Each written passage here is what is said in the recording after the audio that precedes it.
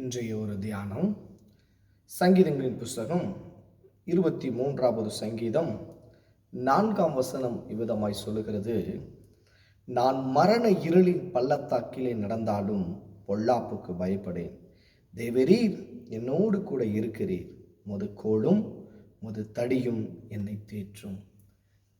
அன்பு சகோதரனே, சகோதரியே, மரண இருள் ஒரு மனுஷனுக்கு வருகிற பொழுது, அந்த மரணம் சம்பவிக்கிறதான அந்த நிமிடத்திலே ஒரு மனுஷன் வாழ்கிறான் என்று சொன்னால், அது எவ்வளவு பெரிய ஒரு வேதனையான ஒரு சம்பவத்தை, ஒரு சூழ்நிலையை குறிக்கிறது. யோசித்து பாருங்கள்.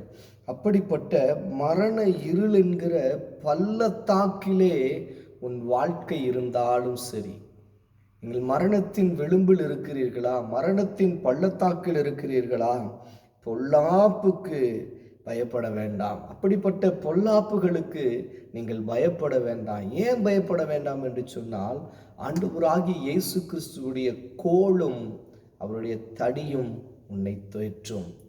கோல் என்று சொல்லுகிறது இந்த பரிசுத்த வேதாகமத்தை குறிக்கிறது. இது கோல்.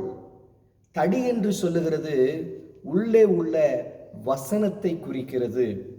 மெய்ப்பன் ஆடுகளை மேய்த்து கொண்டு போகிற பொழுது இஸ்ரவேலுடைய மெய்ப்பர்கள் எல்லாம் கோலும் வைத்திருப்பார்கள், தடியும் வைத்திருப்பார்கள்.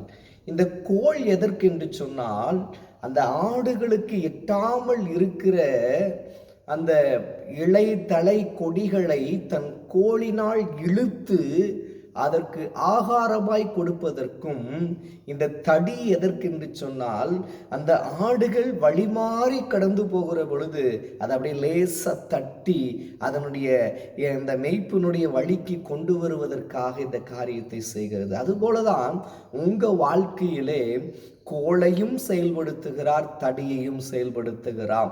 உங்களுக்கு நல்ல போஷணையும் தருகிறார்.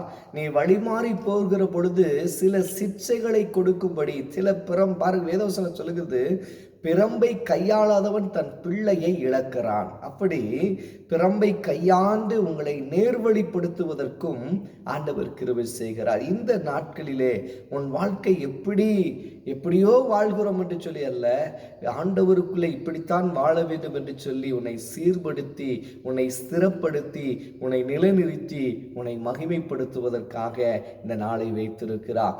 இந்த நாளிலே அவருடைய கரத்திலே உங்களை ஒப்பு கொடுங்கள்.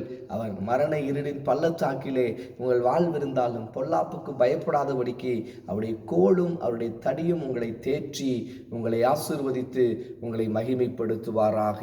ஆமென்.